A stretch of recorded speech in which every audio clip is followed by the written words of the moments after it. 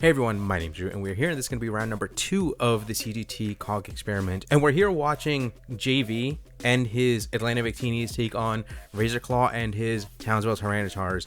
And this is going to be a really, really fun week. And for this game, I'll be joined by the reigning and probably forever GBA champion, person who's probably lost more finals than I've been to, Randall, HLD, coach of the Texas Rangers. Hey, what's up, Rockets fans? I'm alive and well, and I'm happy that you brought me on to commentate, Rewt. I'll take the jab, but you know, I won't say anything about it. It's fine. I'm happy to be here to watch a pretty good game between these two coaches. Now, Randy, for as much draft as you've played throughout all this time, I don't think you've played at all in this generation. So a lot of these mons are pretty new to you, I'm pretty sure. And a lot of kind of these strategies are really new because a lot of mods have a lot of new moves as well. Is that right? For sure, man. I played very briefly when the game launched. You know, we all thought we were going to have a new generation and plenty of time for cool draft seasons. But obviously with timer messing things up, I just, kind of lost interest. Been playing VGC, so I understand some of the new moves and some of the, abilities and how some of the items work, but in regards to draft, I literally know nothing. I didn't play at all during any of the DLC drops, so this is going to be pretty fresh for me. But I'm looking forward to it. Yeah, I was gonna bring that up because you haven't playing a ton of VGC, but you've never had to kind of build against a scale shotting Garchomp, which is a very big option here. Oh yeah, I literally had no idea what that was until like a few minutes ago. So I'm looking forward to seeing what other things that might surprise me.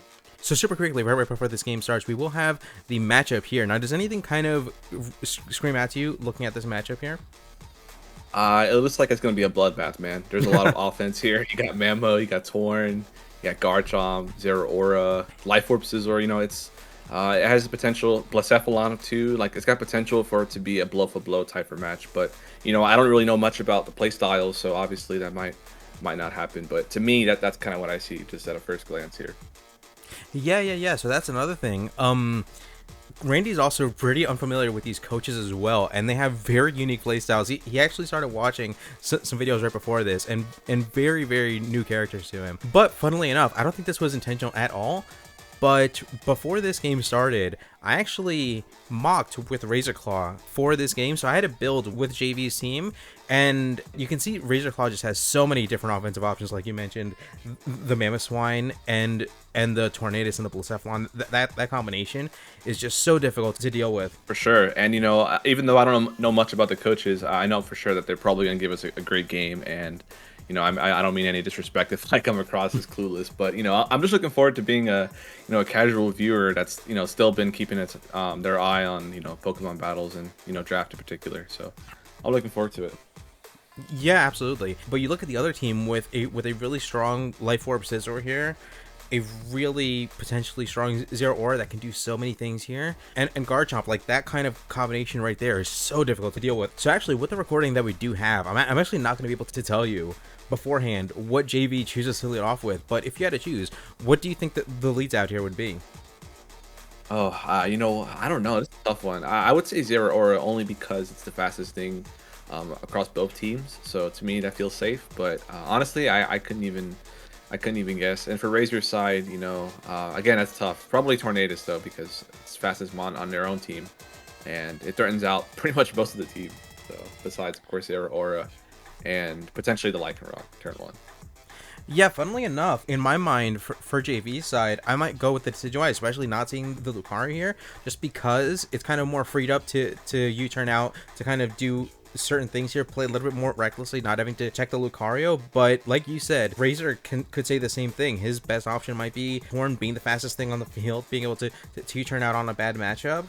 So he could really put himself in a bad spot by leading off that Decidueye, because it is so soft to so many things on the other team. Okay, and we do see a Durant lead. Now that is pretty wild. Now Durant is kind of a monster on its own. Durant against that Lycanroc that you mentioned before. Durant's kind of a monster. I drafted a Durant once, and one of the funny interactions was, I believe, an adamant like max attack first impression. Whoa, what the heck? That is one shot at it. That's a straight KO on turn 1. And I don't know. So first and foremost, that makes me think Banded, right? Which kind of puts him in an awkward position, especially because he probably could have done the same thing by clicking Iron Head and being fine. But if it is banded, he kind of does put himself in a little bit of an awkward position by having to switch out now. That's crazy. And he clicked, Fire Punch, or well, I don't know what was Fire Fang, I don't know which one it was, but he clicked it so fast thinking, oh, this is good. And then he just gets one-shotted by first impression. That's wild, though. Durant doing Durant things. That's crazy. Yeah, that as well. But yeah, what I was in the middle of saying was one funny interaction that I had to kind of build with when I did draft a Durant is that max attack Adamant Durant with Silver Powder is enough to KO a Zero Aura from full, and I think Razor has been kind of working with those calcs as well. Just yeah, this thing could be banded, it could be Silver Powder. There are a bunch of different options, but like we were talking about before, this Incineroar does seem to be Flame Charge and probably trying to bait in a super effective move to kind of also get its weakness policy going. That's right, it was weakness policy from preview. That's going to be interesting. We'll see if it ends up playing a factor here, but yeah, it's that Durant calcs are insane. That's very solid turn one for sure. I was also going to mention that when I was building for this mock, Hatterene was one of those mons that was also just really difficult to deal with when I actually got into the battle, just because there were a bunch of setup mons, and Hatterene was just one of those weird mons that like I kind of didn't want to devote that many resources to, but if you just kind of let it sit around, it just kind of does way more damage than you'd like. But Jayvee does manage it pretty quickly on just hitting it hard with the Flare Blitz into a knockoff and getting things going early. Oh yeah, Ensign pretty much was able to handle that pretty easily, but maybe has to be a little bit careful now with Blacephalon potentially, because now their ghost slash main fire resist is getting weakened. Garchomp's still around still, but I guess mainly regarding the ghost switching, it's definitely being weakened. So if it's like a Scarf Blacephalon, things can get problematic later on. Well, yeah, and you can see RazorrClawww having some difficulty with this because this Incineroar did set up a Flame Charge that's probably faster than a lot of things on the other side. But at the same time, like I was mentioning, with that Hatterene being kind of a problem to kind of manage around, he did let this thing get weakened, so it probably won't be able to do too much, even if it does get a weakness policy or anything crazy like that. But not enough to outspeed the Tornadus. I don't know. I'd have to look back on those numbers. Maybe an Incineroar, even at +1, was never able to outspeed a Tornadus, and he maybe was relying on getting up 2 Flame Charges for the situation. Yeah, I'm pretty sure it would need... Yeah, I'm not sure 1 would be enough, so that definitely was... maybe he was banking on a slower spread on Torn, I guess. But yeah, maybe some very aggressive creeping as well, but that's exactly what I mean, because I think Jayvee, if he had the opportunity, he probably would have gone for a second Flame Charge, but he felt like he had to click Flare Blitz against that Hatterene because it just was such an issue for him. For sure, absolutely. So he's probably was pressured to knock it out in the moment, but I think still things are probably still pretty even, despite the turn 1 strong play from Razor. I think things are pretty even. It's just a matter of who's going to position their beasts in time. So should be picking up pretty quickly here. Yeah, no, one of the fun interactions is that anytime he does kind of let Tornadus do things, it does just kind of allow in the Zero Aura to kind of do a lot of whatever it wants to do. One of the fun things to kind of see as we go through this is if Jayvee has any random kind of text on his side. That's one thing that I kind of looked out for when I was building for this mock. Just running random protects just to guard against all those first impressions, especially again if this thing is banded, which who knows. But just looking at that damage, I'm kind of leaning towards banded. Yeah, I think that's safe to say that is choice band. Although that said, I don't think you can kind of discount how strong just Hustle Bright Powder could also, or Silver Powder, sorry, Hustle Silver Powder can be. So it's a tough call, especially in the moment. So who knows? Oh yeah, but this lets Scizor get up the agility, so maybe it has a way to, make a dent in Razor's team before it gets threatened out or potentially burned from its tentacruel. So. Yeah, I think at this point Jayvee is pretty convinced that this thing would be banded because of the way that he was able to confidently go for the agility there, not worrying about a follow-up like superpower or anything like that. Right. But it does feel like a little bit of a desperation play going for the agility, even though he does have the opportunity, because the fact that the team on the other side isn't weakened enough where Tentacruel can just kind of come in and I don't think can get OHKO'd by any one hit on this team. or on the Scizor, I should say. Yeah, and we see the reflect go up, so he's gonna have at least 3 more turns of reflect now that it was knocked off the light clay. So maybe it might have an impact on this sort of mid to late game push. So that'll be something to keep an eye out for. Yeah, especially with all of Jay's kind of threats in the back being physical attackers, and I couldn't really think of anything left on Razor's Claw being any kind of like setup offense. But yeah, it could just give him free turns to kind of get things rolling more and more as things progress here. But just Volt Switching, picking up the KO, and getting out of there to kind of set up something for. This could be the moment if Jay really wants to go for it. This could be as good a moment as any to get in Garchomp. But no, instead goes into Decidueye. What do I know? Yeah, that's interesting. That's really interesting. But honestly, at this point, it looks like Mamoswine just like wins on the spot. So I don't know what's gonna happen. I don't know if Razor might be afraid of potential berries on some mons or a potential counterplay. But like at least to me, from the noob that I am, it looks like Torn / or mainly Mamoswine just like wins on the spot. But obviously he's in a position to make sure it wins. So one thing that we do have to watch out for, obviously, is there could be some unfortunate hustle misses. It does look like Poltergeist here. Yeah, he's checking reflect turns as well. Because as strong as Poltergeist is, it could not even be enough because Durant is strangely really physically defensively bulky. Oh yeah. And I think Jay's kind of thinking through a bunch of options.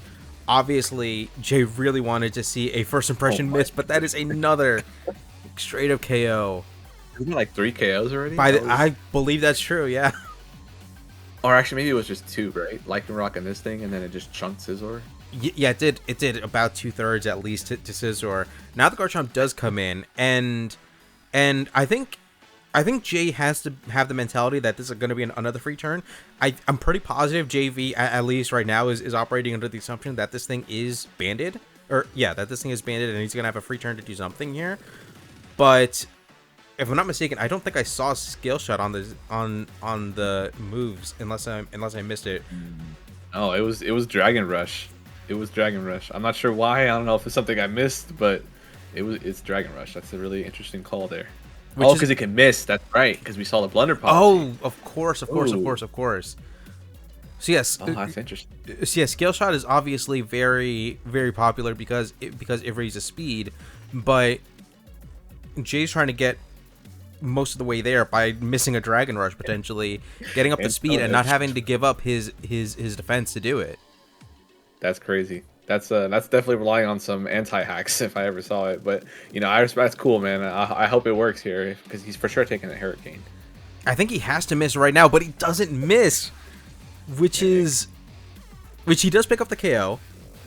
Yeah, but and I guess Durant was going to revenge either way, or Mamoswine. So. Yeah, that's true. He is in a position where Mamoswine revenges all the time either way. It is difficult. Yeah, I think Mamo just wins now. I think it just cleans up. So, but Durant obviously needs to get its stats up. So KD's always getting the stats up. So let him do its thing. We could see a miss, and every time this Durant comes in, my first thought is how bad would it be if there was a miss here? Could there be a potential reverse if there's a miss here?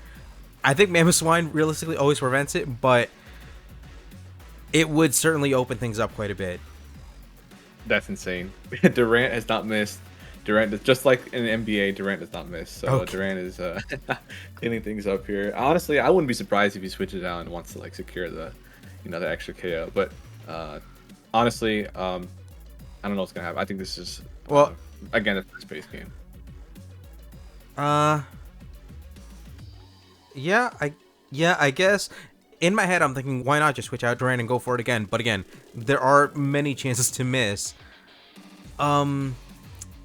And it's super duper tough, yeah.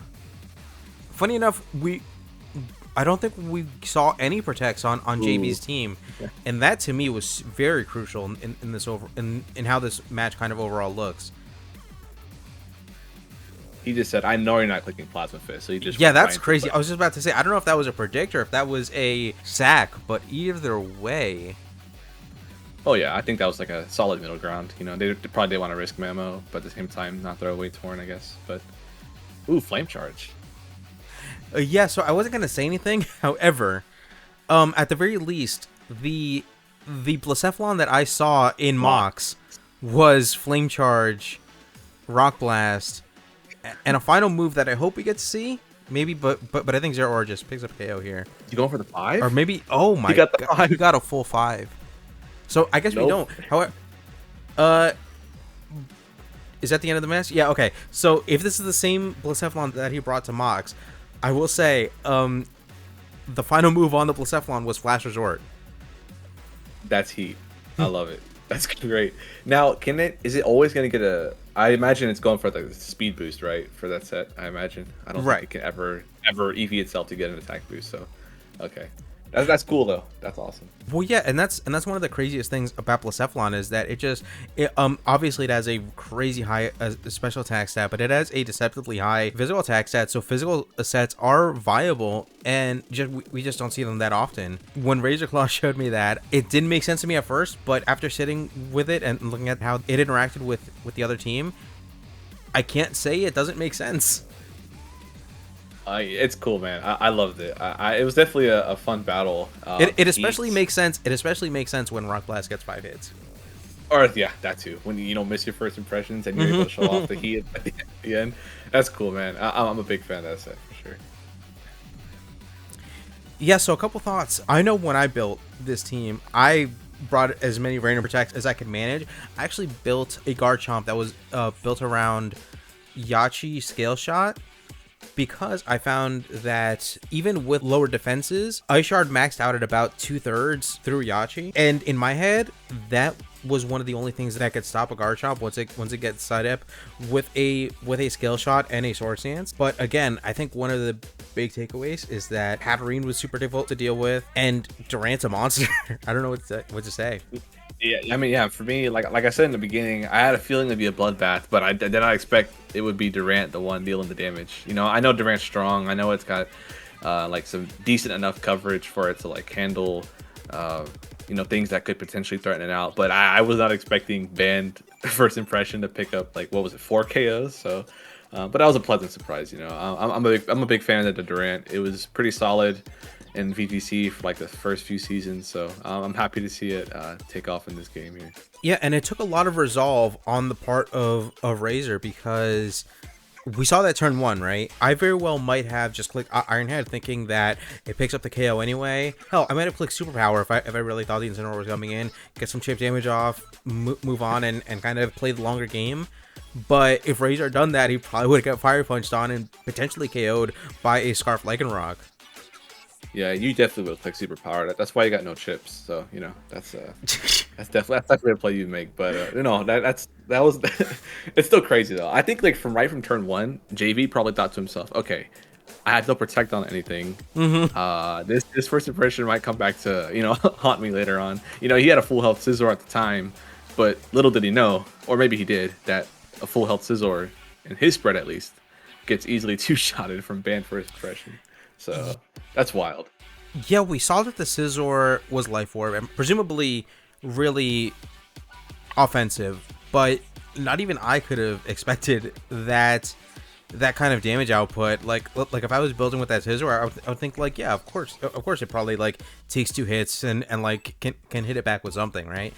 But that I couldn't imagine expecting that much damage output coming out of that Durant from a resisted hit. Yeah, I'm still that's awesome though, man. Like that's cool that I was able to do it. A virtuoso performance from Durant, as usual. Yeah, and again, I know that the stat sheet's going to show that Durant just got a bunch of KOs and seemingly just steamrolled through the team. I think the battle only took about 12-15 minutes or so, but again, I think we just need to remember how much resolve that took, because RazorrClaw was risking a bunch every time he clicked first impression, first of all, but also he was telegraphing to Jayvee that after he does pick up a KO or pick up like 2/3 damage on the Scizor, he was giving him free turns after that, and RazorrClaw had to figure out how to manage those free turns that he was giving him after every time Durant came in. And he always had the answers. He felt like he always kind of had a solid game plan and solid footing underneath it. Well, yeah, that's fair, man. Because the free setup can be bad for like a Sub-Zero or like SD Garchomp. That's very true. And then of course, you know, on the flip side, Razor is probably thinking, oh, this is fine. I can give him the turn because I'll just bring it back in and click it again. But Yeah, it goes back to the problem becomes, that's you know, that's true. It's tussle. So I definitely see your point there. But I guess he just, you know, didn't really feel too threatened by anything that could probably set it up. And of course, there's a lot of things that, you know, they didn't know, you know, going into the game. So, but yeah, definitely risky, but it worked out.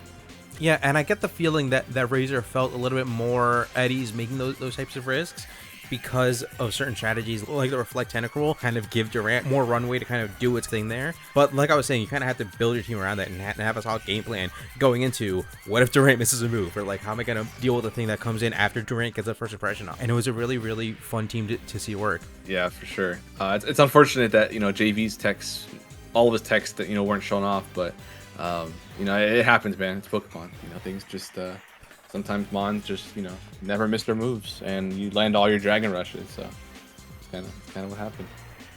Exactly. I don't think it would have made too big of a deal, but It definitely would. It definitely would not have. but it would have been funny to see Dragon Rush miss and see what would have happened from there. Oh yeah, I would have liked to have seen it. To get Garchomp, you know, get on the stat sheet, but Exactly. unfortunately, Garchomp had his glasses on today. So. And like Oldoa always says, when you run Blunder Policy, you never miss your moves. Oh man, or when Leo runs it, he can't get the roll on P2, but you know, kind of happens. But either way, I think that's gonna be the game. Randy, HLD, reigning champion of the GBA. Do you have any kind of thoughts on this kind of tournament in general, or how these kind of games have been coming out? I know you've been keeping up with some of them. At least I know you watch my game. What have you been thinking so far? You know, I like what Draft's, you know, been doing. You know, I know Dr. Slacking put out that video a while back, and you know, even before that, you guys have been, you know, maintaining the scene despite, you know, some of the timer limitations.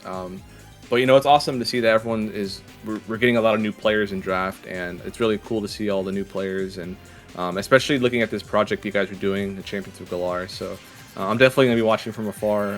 You know, hopefully Gen 9's able to like fix the timer. Probably won't happen, but I'm an optimistic person. So I'm pretty optimistic something will happen. But yeah, I mean, first off, you know, GG's to the coaches, and I bid them. I wish them good luck going forward. But you know, I just wanted to say thanks for having me on, and you guys continue the good work you guys are doing. You know, you get out what you put in, so just keep it up. For sure, for sure. But with that, thank you guys so much for watching. This has been a really fun time on this COG channel and on this COG experiment. But once again, thank you guys so much for watching. We'll be back really, really soon. There will be a full weekend of CGT experiment matches and more things to come in the coming weeks. But with that, once again, thank you guys so much for watching, and we'll be once again out.